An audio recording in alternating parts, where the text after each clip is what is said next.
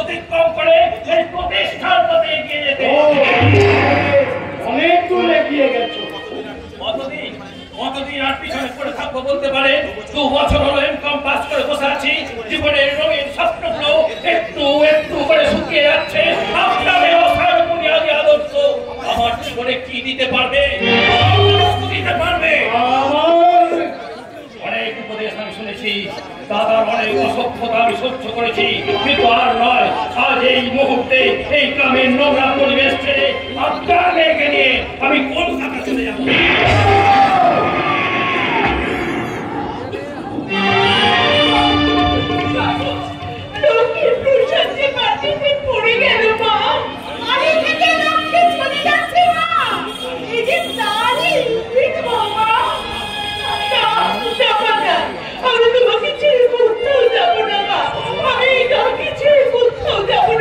শ্বশুরের থেকে আমার স্বর্গ, গায়ের মাটি, তোমার মমতা, আমার জীবনের আশীর্বাদ, সে তোমাকে ছেড়ে আমি কখনো কোথাও যাব না।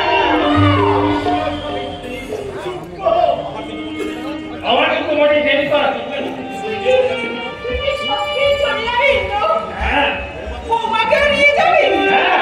তুমি কি বলতে চাও? একটা মাতার মূর্খ যে বাড়ির সর্বেশ্বর বা সার্বিত্রিক আমি সেই বাড়িতে রেখে যাবো?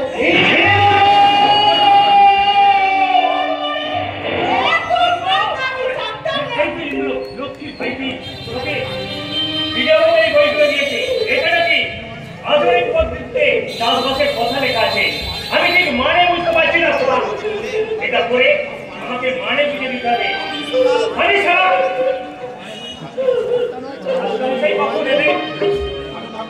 আমি তো আপনার সঙ্গে দেখা করতে গিয়েছিলাম।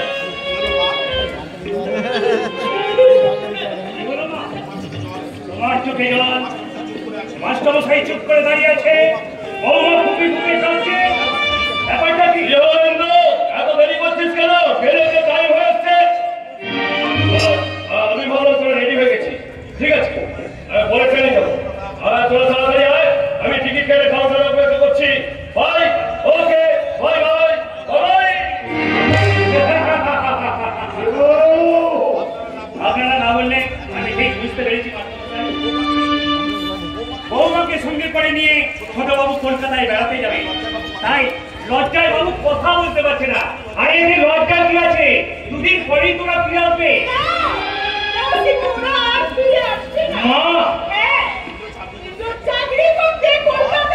মা,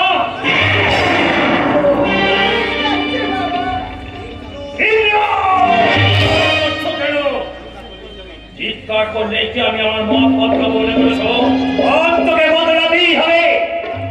তার মানে তোর চাকরি করে চলবে না, কলকাতা যাওয়া চলবে না, তোকে গাড়ি স্কুলে মাস্টারি করতে হবে আর নিজে হবে। লেখাপড়া শিখে নেই, আমার ব্যক্তি স্বাধীনতা নেই।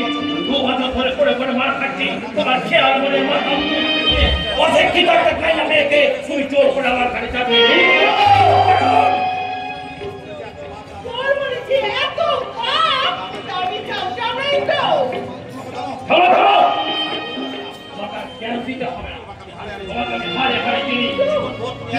তুমি এক চুকুমি করে বড় ছেলের দিকে চলে চলেছো, তোমার জন্যই ওই চাকরিটাকে অপমান করতে সাহস পায়। মা হয়ে এক ছেলেকে বেশি আদর দিতে তোমার লজ্জা করে না?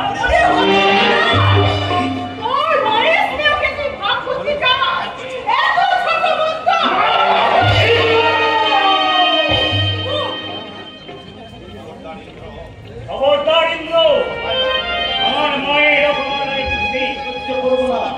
সারা দেশের মাঝে নানান বলে আমার সোনার সংসার আমি সব সহ্য করতে পারবো, কিন্তু কোনো তারা আমার মাকে খোলা করবে।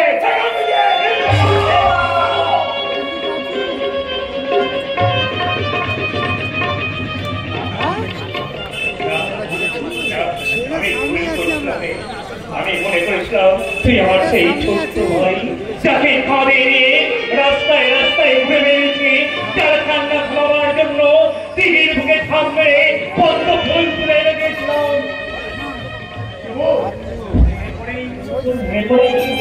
একদিন শাড়ি পাখির বাচ্চা মারতে গিয়ে আমি গাছ থেকে পড়ে গেছিলাম।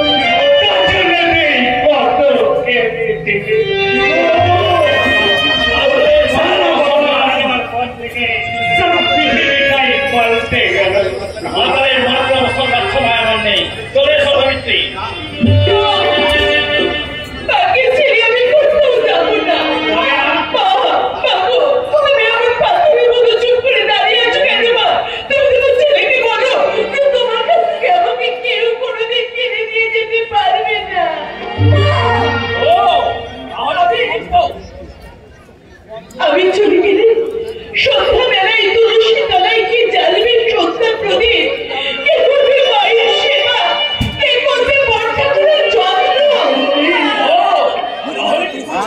ওই ভাসুরের সঙ্গে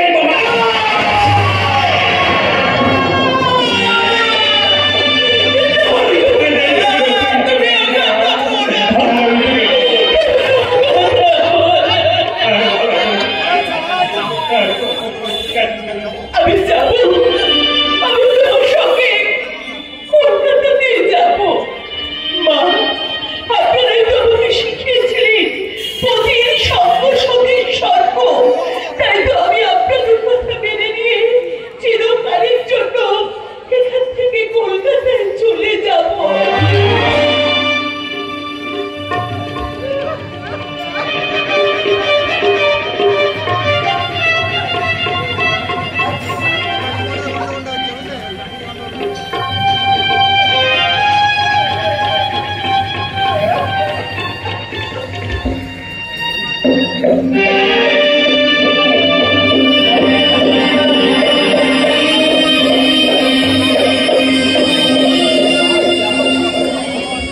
মা, কাজল চোখে দায়টা হলো দুদিন আমায় খুঁজবে, যে আমাকে হয়তো কিচ্ছু খাবে না, ওদের আপনি একটু বুঝিয়ে বলবেন। আর মায়া ঠাকুর যদি রাখতে আসে, তাকে আপনি বলবেন গভীর পরে কাঠ কাটতে গিয়ে সাবিত্রী মারা গেছে। রাম সীতা গেল বনবাসে, কৌশল্য জননী বরণে মরিয়া মরি ঘরে, চোখের জলেতে বুকে ভাসে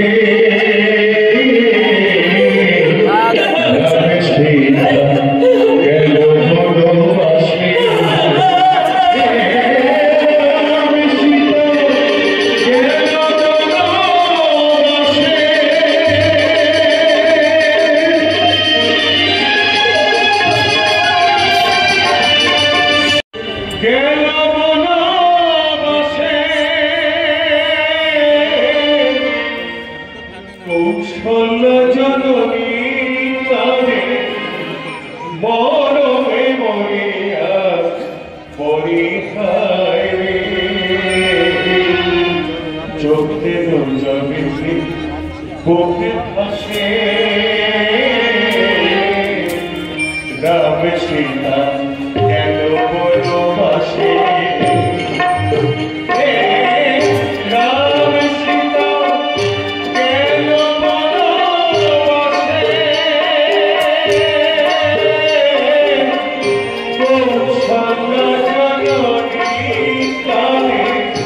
Oh,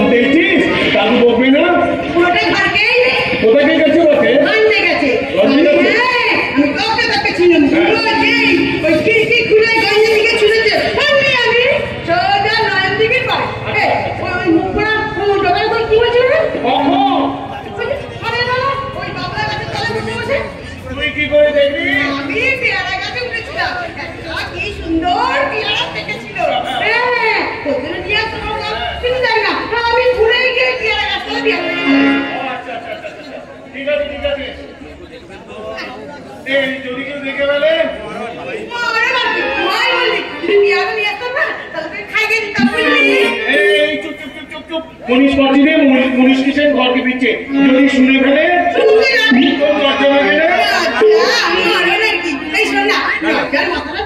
আমি সেদিনকেই খেয়েছি রে।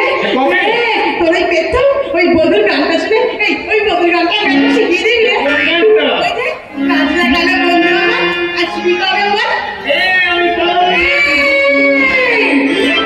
গানটা একবার শুনিয়ে দিন। শোন না শোন, মনসমের ইয়াসিন দিয়ে ফেরার পথে আমি ওর কাছ থেকে পেয়ারাটা চেয়ে নেবো। তুই ওই তেতুল তলায় দাঁড়িয়ে থাকবি, ঠিক রাস্তার পাশে তোকে পেশাব দেবো আর কানে কানে শোনাবো, কানে কানে শোনাবো কাজলা কালো বন্ধু আসবি কবে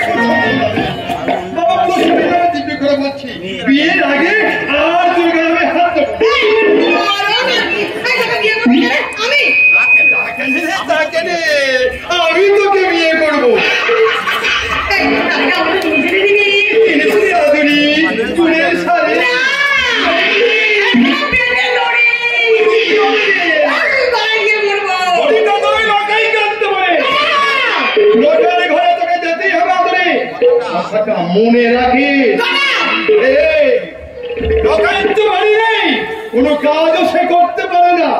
আধা দামে কাজ করবো বললে তবুও কোনো গৃহস্থ তাকে কাজে নেবে না। বাড়িতে কোটে জিওল মাছ ছাড়া তার আছে কি? আছে কি রে? প্রাণ আছে লোকের শরীরে এই মুখে বাবার লেগে একটা ভালো প্রাণ আছে রে। প্রাণ আছে বাবা কালী শুধু তাকেই প্রাণ দিয়েছে, আমাকে দেয় নাই। প্রাণ আছে মোমের পাড়া একটা নরম পেরা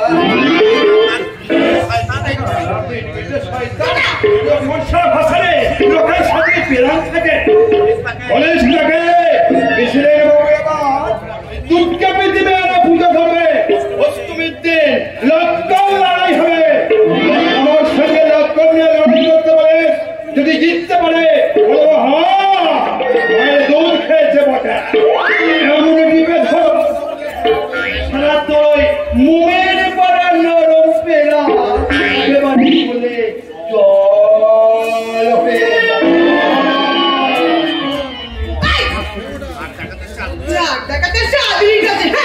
কি বলবো এই পুরো দাদু লাগে কি জানে কত মজা খেলে কি মতে কি বলে না যে আসো বন্ধুদেরকে শুনে নিয়ে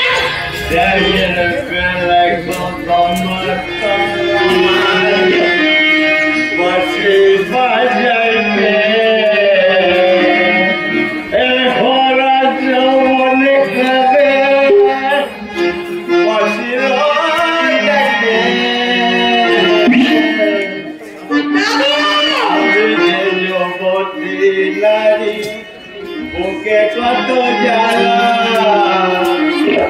বোঝে না তো বলছি ধরে বোঝে না তো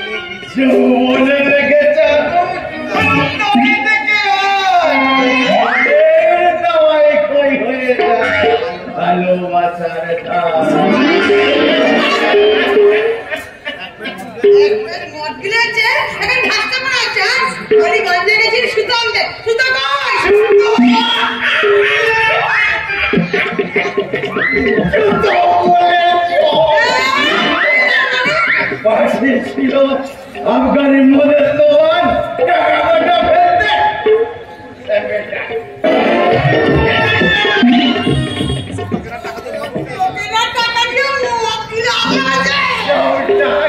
নাই রাখে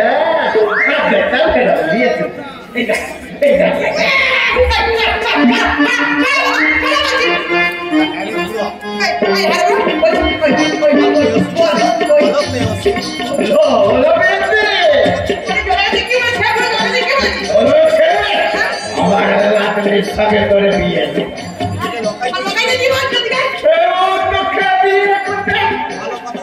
ভালো কথা সেও তো খাবিয়ে করবে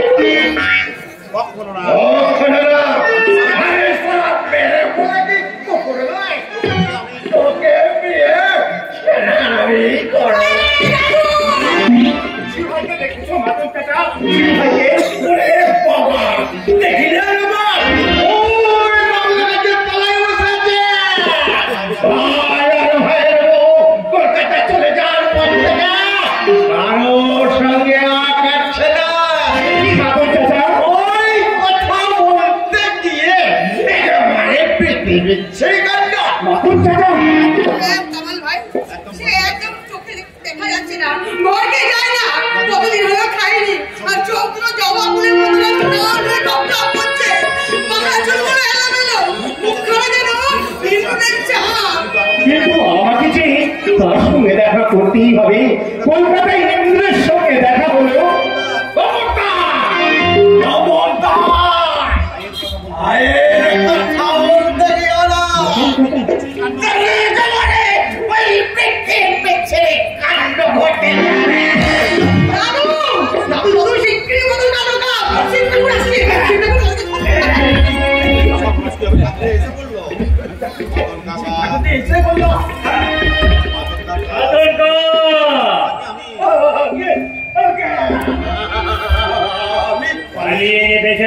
আমার কাছ থেকে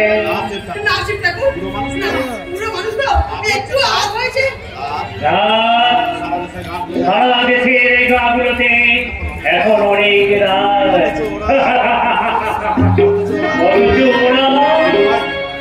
ভাই আমি কলকাতা থেকে আজই ফিরছি। একটা ইন্টারভিউ ছিল, 8টার সময় হাওড়া স্টেশনে ইন্দ্র ভাইয়ের সঙ্গে দেখা হলো। কি বলবো ইন্দ্র? আমার কথা, গায়ের কথা, মায়ের কথা নিশ্চয়ই জিজ্ঞাসা করেছে, নিশ্চয়ই সে বুঝতে পেরেছে। তার মানে আচ্ছা ইন্দ্র কি বললো? কিছু বলেনি।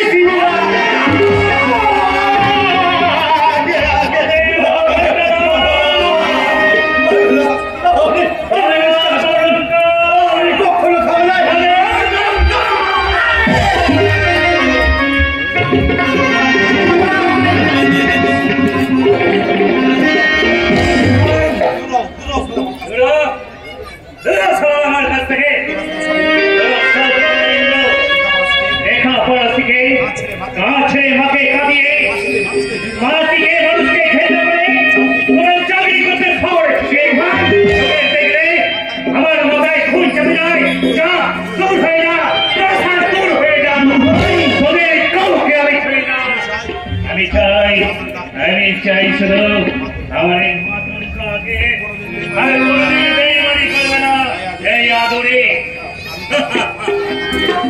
আমি এখন যাই শিবু ভাই, আমি কাল সকালে তোমার সঙ্গে দেখা করব।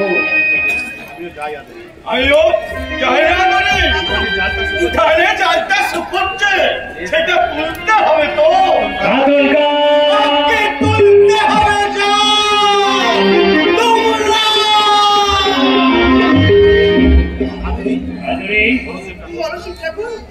জল নিয়ে তুই ঘরে যা।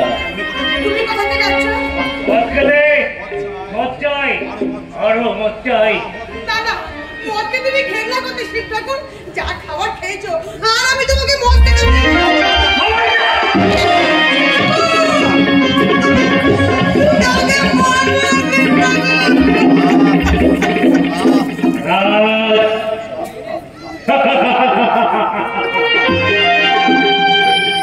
সারা দেশের এই গ্রামগুলোতে এখন অনেক রাত, অথচ ওরা সকাল একটা ফুটন্ত সকাল।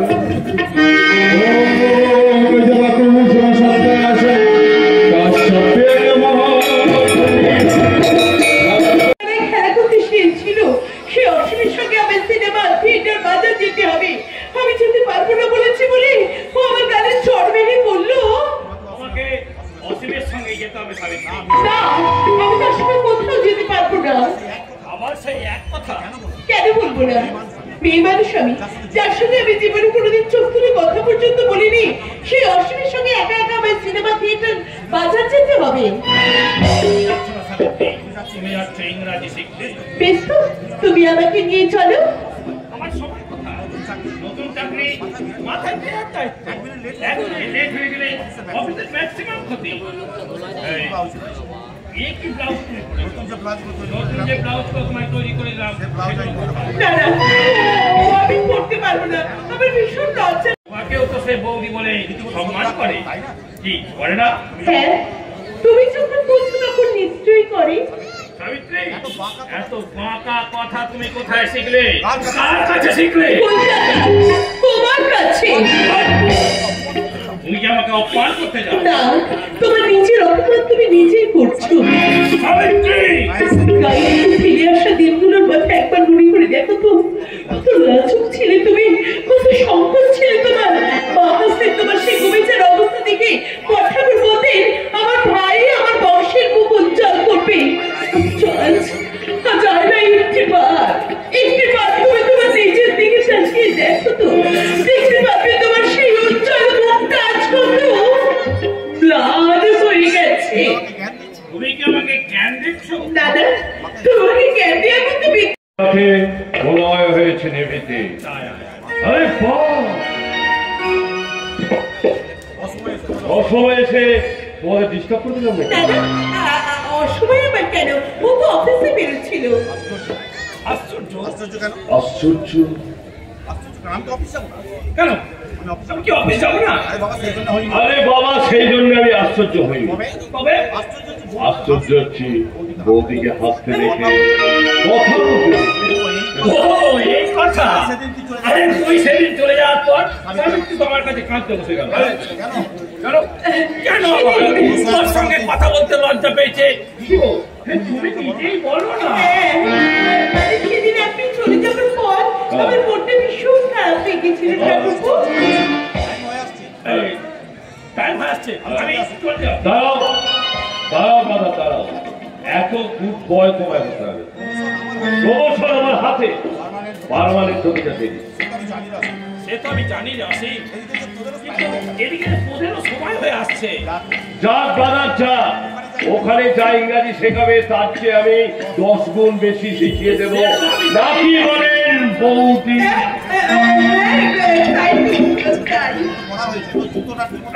জুতোটা ঠিক মতো পরা হয়েছে তো? শাড়ি ব্লাউজ এগুলো পছন্দ হয়েছে? শাড়িটা ঠিক মতো পরা হয়নি। ঠিক আছে, ওখানে গিয়ে দিদিমণিরা সব শিখিয়ে দেবে। সেদিন মিসেস মিত্র বলছিলেন কি সুন্দর দেখতে আপনার বন্ধুর ওয়াইফ। কি হলো? আরে বাইরে দাঁড়িয়ে আছে জি চাকর রাঁধুনি। একসঙ্গে তিনজন কি? আরে না না, তিনজন নয়, একজন একজন। বাবা পরিবার। নমস্কার বাবু। নমস্কার দাদা, না আমাকে ব্যবসায় বলতে হবে না। হবে বৌদি, হবে। সাহেবের ওয়াইফকে মেম সাহেব না বললে সোসাইটিতে মান সম্মান থাকবে না। ইন্দ্র, তোর যদি কিছু জিজ্ঞাসা কর তাহলে তোকে জিজ্ঞাসা করে। তোমার নাম কি? আগে পরিমল দত্ত। বাড়ি কোথায়? বর্ধমান। প্রপার টাউনে? আগে আরে বাংলায় বল, বাংলায় বল, লেখাপড়া জানে না, লেখাপড়া আগে জানি, খুব সামান্য ইংরাজি কথা বুঝতে পারি না। গায়ের ছোট্ট স্কুলে। আমি বুঝেছি। তা তোমার বাড়িতে আর কি আছে? বাবা, মা আর পিসিমা। মাকে ছেড়ে গা ছেড়ে তুমি? ডিস্টার্ব করো না তো। এই তোমার কত মাইনে দিতে হবে? এই কত দিবি? খাওয়ার আমাদের 20 টাকা দিবে। মাত্র 20 টাকা আছে? এই বিদ্যাসাগরের দিল নিয়ে এই দুনিয়ায় বাস করা চলবে না। 20 টাকা নেবে তো অনলি 15। আমরা তো 1 লাখে 5 রুপিস বাড়িয়ে দিলাম। খুশি তো? আগে হ্যাঁ। আপনারা কি আমাকে ঠকাবেন?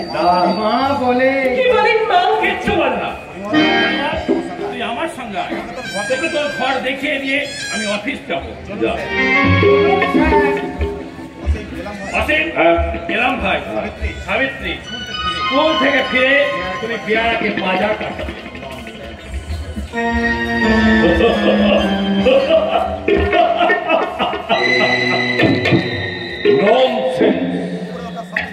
ওপরে ওঠা স্বপ্নে বিভোর,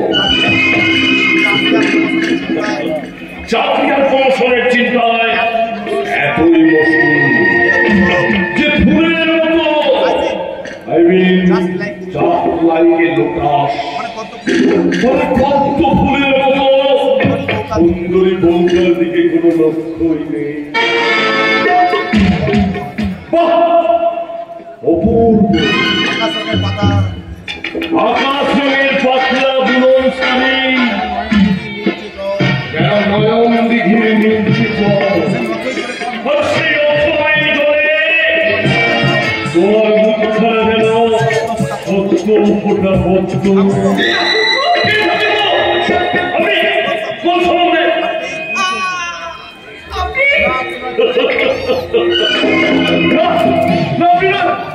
তুমি মনে পড়ে এই সুন্দর এক সঙ্গী সন্ধ্যায় তুমি নয়ন দিঘিতে গান উঠছিলে,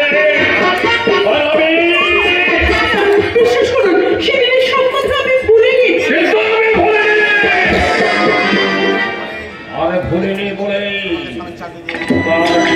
চাকরি দিয়ে 3000 টাকা দিয়ে ওই গৌরীপুরের মাটি থেকে ঘরে তুলে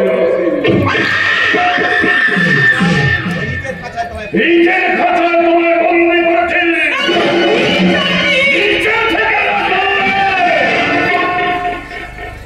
এত সহজে তোমার এই ভাষণ শিক্ষা করে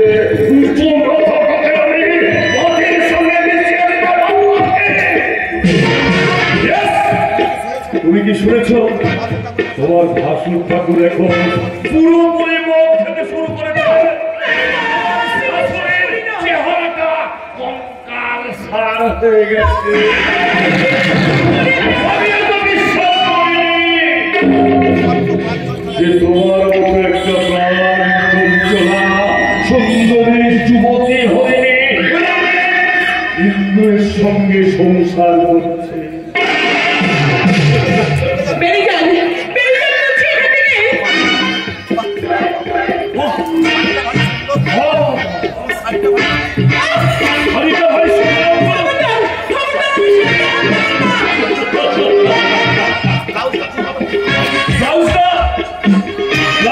ঠিক মতো পুরোপুরি ঢাকা হয়ে গেছে, দেখা যাচ্ছে না।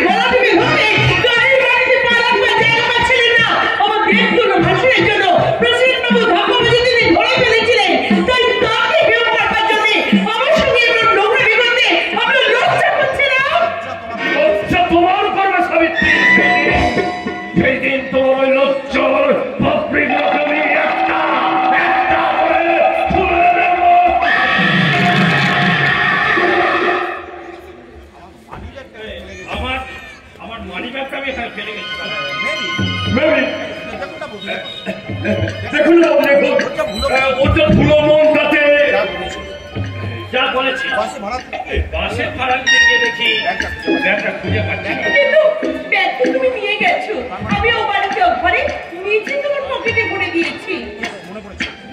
হ্যাঁ মনে পড়েছে। তাহলে সারা নাকি পকেট অনেকগুলো টাকা ছিল।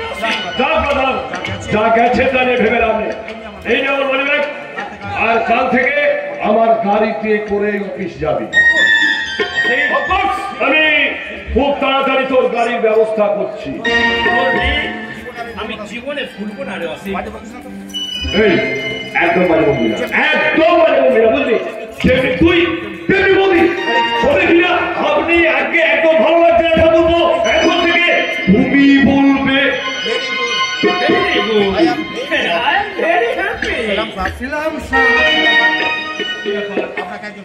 আপনাকে একজন ডাকছে। মেয়ে না পুরুষ? আগে বেটা ছেলে। কত বয়স জিজ্ঞাসা করে আসবো। কেমন লাগছে বৌদি? যাও ভদ্রলোককে এখানে পাঠিয়ে দাও। আচ্ছা স্যার। এই দেখো ঠাকুর বাপদের সঙ্গে দুই দোকানি করে কথা বলবে, বাপের বয়সী হলেও, আর এটাই সিস্টেম।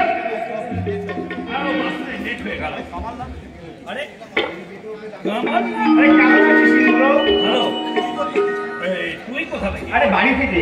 আরে ভালো আছিস? হ্যাঁ ভালো আছি, কিন্তু কি ব্যাপার হঠাৎ গ্রাম ছেড়ে কলকাতায়? গায়ে সবাই ভালো আছে তো কামাল ভাই? বাবা মা বর্ষা ঠাকুর। সাবিত্রী তুমি চুপ করবে? হ্যাঁ বল কামাল, কি বলতে চাচ্ছিস? তোকে গায়ে ফিরে যেতে হবে ইন্দ্র। ওরা চলে আসার পর থেকে শিবু ভাই মদ খেতে ধরেছে। ওর শরীরটা না খুব খারাপ। আমার চাকরি পায় তোদের খুব হিংসা হচ্ছে, তাই না? ইন্দ্র মিথ্যে কথা বলে সেন্টিমেন্টে সুস্থরি দিয়ে তোরা আমাকে দুর্বল করে দিতে যাস। তোরা কি মনে করেছিস তোদের এই কোনো সালে মিথ্যে নেওয়ার জন্য আমার জন্ম হয়েছে? তুই কি পাগল হয়ে গেছিস না ইন্দ্র? চাকরি পেয়ে তুই দিনকে রাত মনে মনে করছিস। তবু যদি চাকরির জন্য হন্যে হয়ে ফেলা করে ঘুরে না বেড়াতি না, আমি আর চাকরির জন্য হন্যে হয়ে ঘুরবো না। তবে কি করবে? আমি বুঝতে পেরেছি চাকরির আশায় বসে থাকি এই পশ্চিম বাংলার যুব সমাজ আজ পঙ্গু হয়ে গেছে। তাই আমরা গৌরীপুরের ছেলেরা ঠিক করেছি। ঠিক করেছিস? চাকরির আশায় বসে থেকে এই জীবনের মূল্যবান দিনগুলো আমরা নষ্ট করবো না। কি করবি? করবো নয় করছি। কি করছিস? ব্যবসা। তোরা হাসছিস? লজ্জা করছে না তোদের হাসতে? তোরা দেখতে পাচ্ছিস না সারা পশ্চিম বাংলার কৃষক আজ কত পিছনে পড়ে আছে? গোটা ব্যবসা বাজার আজ অবাঙালিদের দখলে পড়ি। নিজের কাজ করতে দিয়ে আমরা যদি গ্রাম ছেড়ে শহরে চলে যাই চাকরি করতে, তাহলে কে বাঁচাবে গ্রামকে? তারা রক্ষা করবে এই মা মাটি মানুষকে এই দুরন্ত অবক্ষয় থেকে। হ্যাঁ, যাত্রায় শুরু হয়েছে আজ নতুন চেতনার। ভারতের প্রায় সবটুকু মাটি গ্রামের গন্ডি দিয়ে ঘেরা। গ্রামে তোমাদের এই লবণ সভ্যতার পবিত্র সুধিকাগার। আজ তোমরা গ্রামে ফিরবে না জানি, কিন্তু একদিন তোমাদের মতনই অসংখ্য নগরবাসীকে ক্লান্ত হয়ে রিক্ত হয়ে গ্রামে ফিরতে গায়ে ছায়া আছে, মায়া আছে, আর মাটি মায়ের বুকে শস্যের সম্ভাবনা আছে। তাই সমাজ বিপ্লবের নবযাত্রার মিছিলে নগর সভ্যতাকে সামিল হতেই হবে।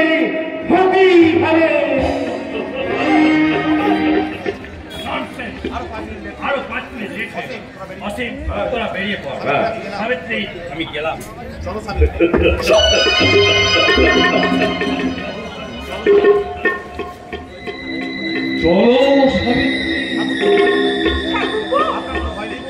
আপনার কোনো ভয় নেই বলছি। চলুন।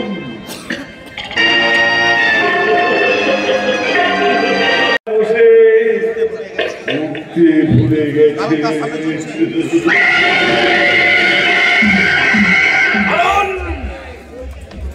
আর সামনে চলছে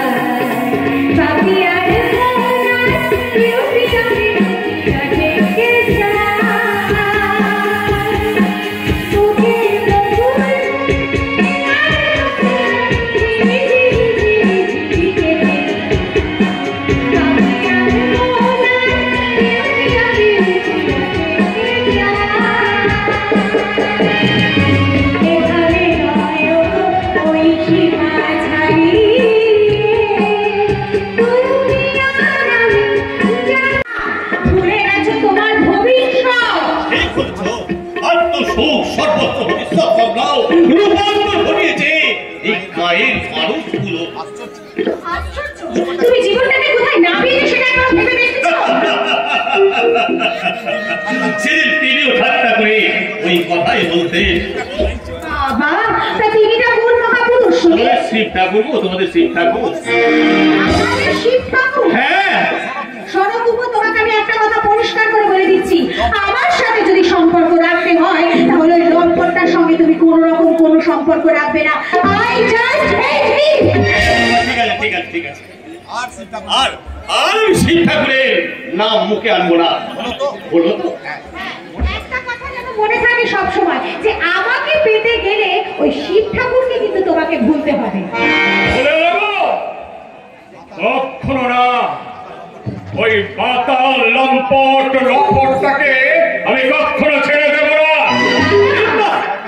ওই শয়তানটার অনেক অপরাধ আমি সহ্য করেছি, কিন্তু আর না, আজ তাকে এমনটাই দেব যে শয়তানটার কোনোদিন মাথা তুলে দাঁড়াতে সাহস আমি চন্দ্রের মতো ভেঙে দেব।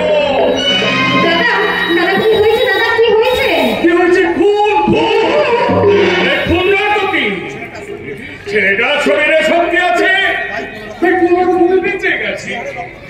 যে হারে রক্ত বেরিয়েছে, অন্য কোন ওই দুর্বল লোক হলে একবারে স্পট ডেথ হয়ে যেত। মদনকে চিনিস না? আমার রেশনের দোকানে কর্মচারী। আরে তার মাথাটা ওই শিব মানুষে ফাটিয়ে একই ইঞ্চি রক্ত করে দিয়েছে। কি হারে রক্ত বেরোচ্ছে, ও কি আর বলবো। আমিও সঙ্গে সঙ্গে তার ব্যবস্থা করে রেখেছি। ওরা থানায় গিয়ে খবর দিয়ে এসেছি। খবর দেওয়া আপনার উচিত হয়নি। না, এখানকার দারোগা খুব দুধে অফিসার, শুনেছি এক্ষুনি সে আসবে, আমি খবর পাই।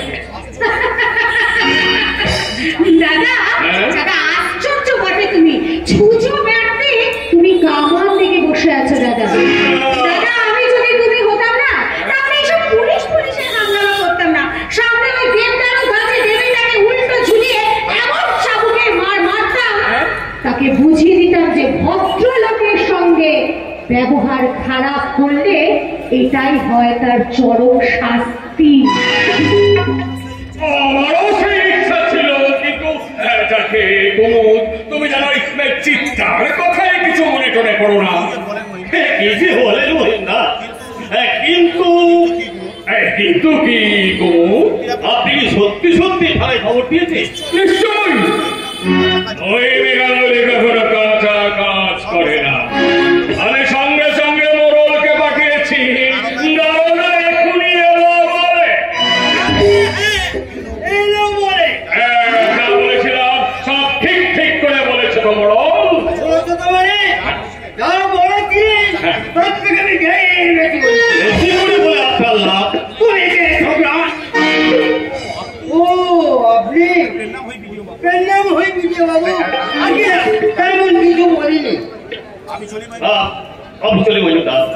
আচ্ছা তুমি চলে যাবে? হ্যাঁ বলছিলাম কি, থানায় লোক পাঠিয়ে দারোগা বাবুকে আসতে বারণ করে দিই। থানায় খবর দিয়ে পুলিশকে আসতে বলা আপনার ঠিক হয়নি।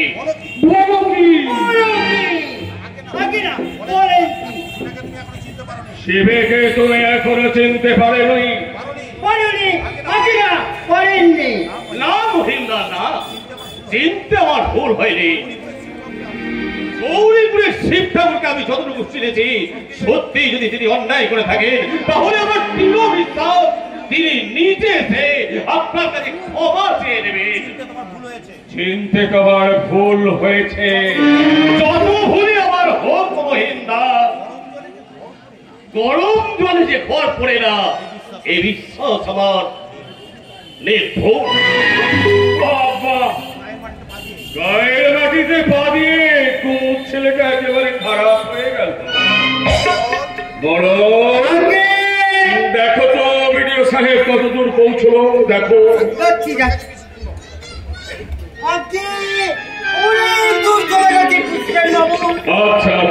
আচ্ছা বড়, তাহলে কেসটা কিভাবে সাজানো যায় বলো?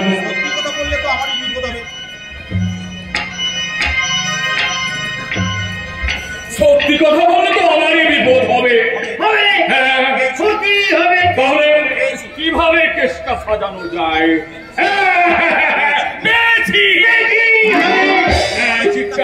আমার বোন নিশ্চয়ই মনের মতন সে তো ওই শিব ঠাকুরের নামে হারে চটা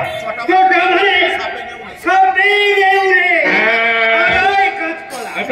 ব্যাপারটা কি হলো কিভাবে বলবো? আচ্ছা, কিন্তু সাক্ষী থাকি সাক্ষী তুমি থাকি তুমি সাক্ষী তুমি থাকি তুমি সাক্ষী তুমি আগে আমি হ্যাঁ সাক্ষী তুমি। আপনি তো সবই জানেন প্রেসিডেন্ট বাবু, হ্যাঁ সেই সংসারে আমার বড্ড অভাব। অভাব মিটিয়ে দেবো বলো, অভাব একেবারে মিটিয়ে দেবো। দেবে? হ্যাঁ দেবো। হ্যাঁ, দু বস্তা ধান কাল সকালে এসে তুমি নিয়ে যেও, কেমন? আবার কাল? আজকে কিছু চাল বাড়ান তো, ওই পরিমা বলছিল। ঠিক আছে, তাহলে তুমি আজকেই নিয়ে যেও। নিয়ে যাবো মানে? তার আগে আমি সাক্ষ্যটা কেমন দিয়ে দেখুন। বলবো হ্যাঁ হুজুর, আমি যখন রেখে চান করতে যাচ্ছিল, হঠাৎ দেখি মাতাল ওই শিবে ইত্যাদি শাড়ি ধরে টানাটানি না, টানাটানি করছে না। তাহলে কি বলবো প্রেসিডেন্ট বাবু? তুমি বলবে কি বলবে? হ্যাঁ তাদের সঙ্গে কোটা দশের টাকা দিতে হবে। ও। হ্যাঁ, টাকাটাও তো আমি ফেরত দিয়ে দেবো। কি বলবো? হ্যাঁ বলবে। মহিম আছো নাকি? হ্যাঁ আছি। আছে আপনি এখানে দাঁড়ান, আমি দেখি ব্যাপারটা কি ব্যাপার মহিম। শুনলাম শিবে একটা অন্যায় কাজ করে তা মঙ্গল কোথায় গেল? কেন মদনের মাথাটা ফাটিয়ে আপনার শখ মেটেনি মাস্টার মশাই, এখন তার মুন্ডুটা কেটে নিতে চান? কথা বলছো কি? শিবু অন্যায় করেছে বলে শিবুর মা নিজে এসেছেন মদনের কাছে ক্ষমা চেয়ে নিয়ে তার চিকিৎসার ব্যবস্থা। মহিলাগুলি কি ভিখারি হয়ে গেছে? সে কি খেতে পায় না মনে করেছেন? জমি না হয় ওই বারুজ্যেদের 2-4 বিঘে বেশি আছে, কিন্তু কাঁচা পয়সা তো আমার কম নেই মাস্টার মশাই। তাহলে কি জন্য এসেছ? মদন ছেলেটা নির্দোষ, তাই তাকে মেরে শিবু যথেষ্ট অন্যায় করেছে। আমি এসেছি মদনকে সঙ্গে করে নিয়ে যাব, শিবু তার কাছে ক্ষমা চেয়ে নেবে এবং তারপর সঙ্গে করে নিয়ে গিয়ে চিকিৎসার ব্যবস্থা করে দেবে। এমন নারী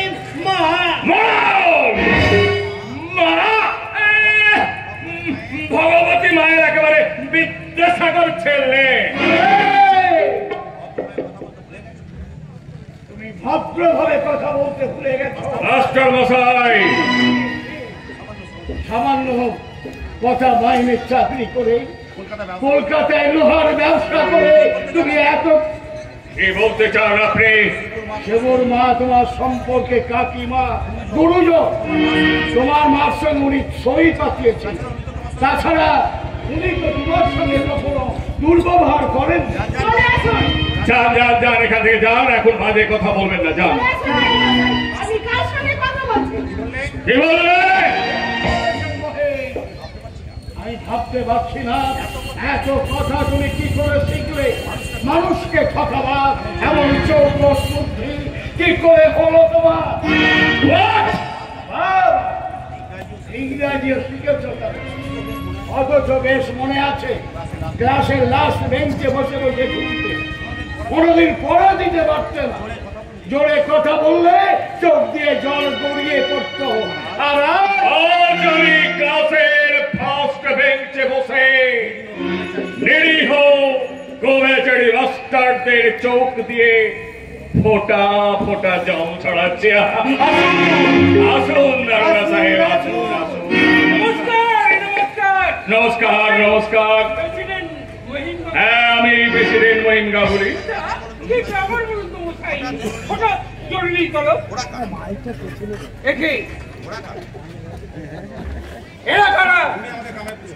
উনি হচ্ছেন আমাদের গ্রামের প্রাক্তন মাস্টার মশাই জগদীশ মাস্টার মশাই, আর ইনি হচ্ছেন সেই মহাপুরুষ শিব ঠাকুরের মা।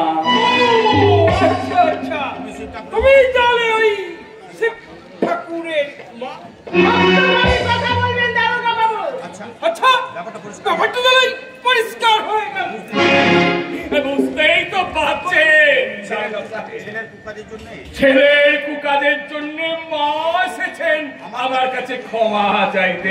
না কখনো না, তোমার কাছে ক্ষমা শিবুর মা কোনোদিন ক্ষমা চাইবে না। হ্যাঁ, মদন ছেলেটা নির্দোষ, তাকে মেরেছে শুনে আমার মনটা কেঁদে উঠেছিল, কিন্তু শিবু যদি ওই লাঠির ঘায়ে তোমার মাথাটা ফাটিয়ে দিত তাহলে যে দুঃখ কষ্ট পেয়েছি না তার 10 গুণ আনন্দে আমার এই বুকটা ভরে উঠত। চলে আসুন এই বাসায়, চলে আসুন।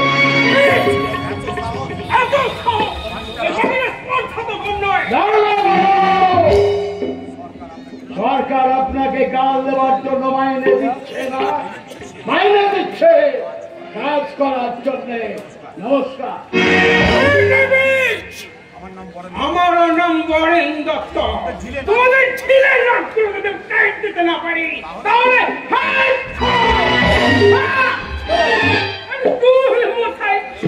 ছোটি লেগে গেল। আর বলবেন না কোথায়, আর বলবেন আমার ওয়াই বাবাই লুচ্ছিরিয়াটা একদম পছন্দ করে। তুমি তো আমাকে খবর দিতে গিয়েছিলে। হ্যাঁ স্যার, উনি হচ্ছেন আই উইটনেস। ভাই ছেলেটাকে রাখবো কেন? দেখেন না কি সাংঘাতিক ভাবে মেরে একেবারে মাথাটা ফাটিয়ে দিয়েছে।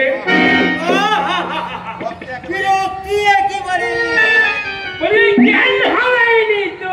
না ডাক্তারের কাছে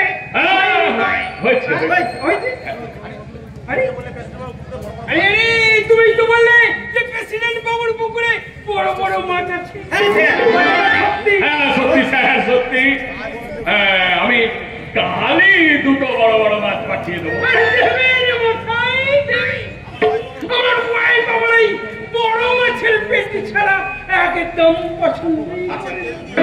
মাছের তেল দিয়ে কুমড়োটা চচ্চড়ি হাই ক্লাসের রাধে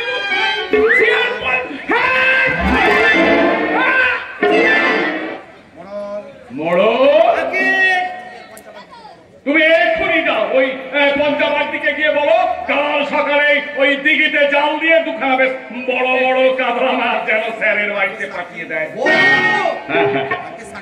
আজকে আমার ওই সাক্ষী সাক্ষী পরে হবে।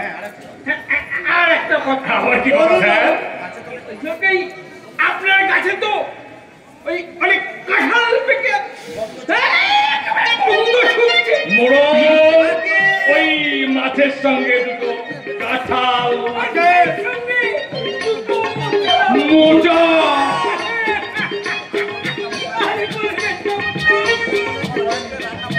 আমার ওয়াইফের রান্না মোচার ঘন্টু আপনি যদি একেবারে খান তাহলে কি মনে আপনি বুঝতে পারবেন সেবার আমার বাবা বোনের দিন কি হলো? যাও চলে এসো। আমার সাক্ষীটা নিতে হবে দারোগা বাবু। আমি নিজের চোখে দেখেছি তেল মেখে চান করতে যাচ্ছিল, 1000 টাকা। একদম ঠিক।